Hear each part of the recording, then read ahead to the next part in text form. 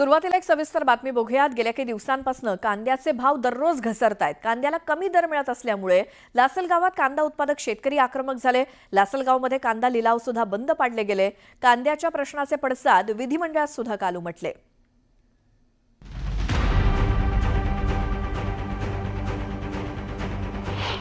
कांद्याच्या दराचा प्रश्न पेटला।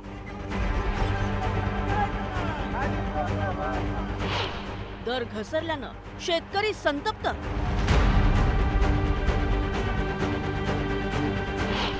विधानसभेतही उमटले पडसाद।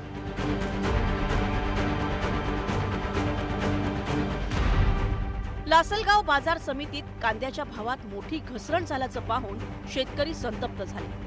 शेतकऱ्यांनी प्रहार शेतकरी संघटनेच्या नेतृत्वाखाली अगोदर लिलाव बंद केला आणि नंतर थेट बाजार समितीच्या आवारात असलेल्या पाण्याच्या टाकीवर चढून शोले स्टाईलनं आंदोलन केलं। कांद्यावरील 20% निर्यात शुल्क रद्द करून कांद्याला योग्य भाव देण्याची मागणी केली। बाजार समितीमध्ये 12 रुपये 10 रुपये कांदा विकला जातो किलोला, तर मग ते 20% निर्यात शुल्क आता का लावून ठेवलंय या प्रश्नाचं उत्तर कोण शोधणार? ते उत्तर शोधणं म्हणजे आजचा हा लिलाव बंदची प्रक्रिया आहे। राज्यानं पुढाकार घेऊन केंद्राकडे शिफारस केली पाहिजे की आमचं असलेलं निर्यात शुल्क हटवलं पाहिजे आणि ते हटवण्यासाठीच म्हणून शेतकऱ्यांनी या ठिकाणी उद्रेक केलेला आहे। जे निर्यात शुल्क लावलेलं आहे 20% ड्युटी लावली गव्हर्नमेंटनी, तर ती आम्ही मागणी करू का ती आता काढून देण्यात यावी, कारण आता नवीन कांदा आलेला आहे। बाकी श्रीलंका सारखे कंट्रीने पण आता त्यांचं निर्यात शुल्क कमी, इम्पोर्ट ड्युटी कमी केलेली आहे।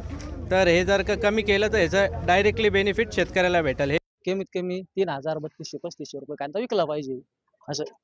काय बनवलं केंद्र सरकारकडे? काय केंद्र सरकारनं जो निर्यात शुल्क जो समजा वाढवला आहे तो कमी केला पाहिजे। काय म्हणजे 200-500 रुपये आणखीन जर भाव वाढला तेवढा शेतकऱ्याला 2 रुपयाचा फायदा होईल। एकीकडे कांदा उत्पादक शेतकरी रस्त्यावर उतरलेला असतानाच अधिवेशनातही याचे पडसाद उमटले। कांदा प्रश्नावरून छगन भुजबळ आक्रमक झाल्याचं पाहायला मिळालं। कांदा प्रश्नावर तातडीनं मार्ग काढावा अशी मागणी त्यांनी केली। यावेळी कांद्याच्या प्रश्नावर केंद्राशी चर्चा करू आणि मार्ग काढू असं आश्वासन सरकारकडून देण्यात आलंय।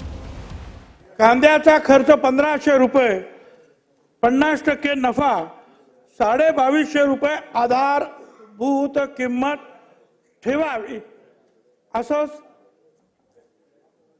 राज्य सरकार आपल्या भारत सरकारला सांगेल। काय दुसरं असं आहे की 3000 रुपये भावापर्यंत कुठलाही निर्बंध लावू नये।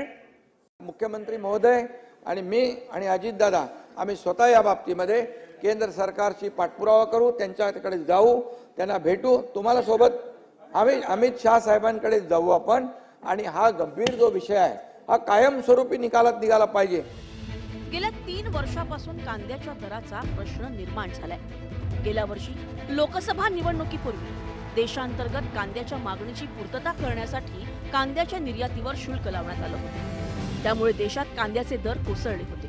त्याचा फटका कांदा उत्पादक शेतकऱ्यांना बसला होता। तर लोकसभा निवडणुकीत कांदा उत्पादक शेतकऱ्यांनी सत्ताधारी भाजपच्या डोळ्यात पाणी आणलं होतं। आता कांद्याच्या प्रश्नी केंद्र सरकारच्या माध्यमातून तोडगा काढून शेतकऱ्यांच्या कांद्याला योग्य दर मिळवण्याचं मोठं आव्हान राज्य सरकारसमोर आहे। बब्बू शेखसह ब्युरो रिपोर्ट, न्यूज 18।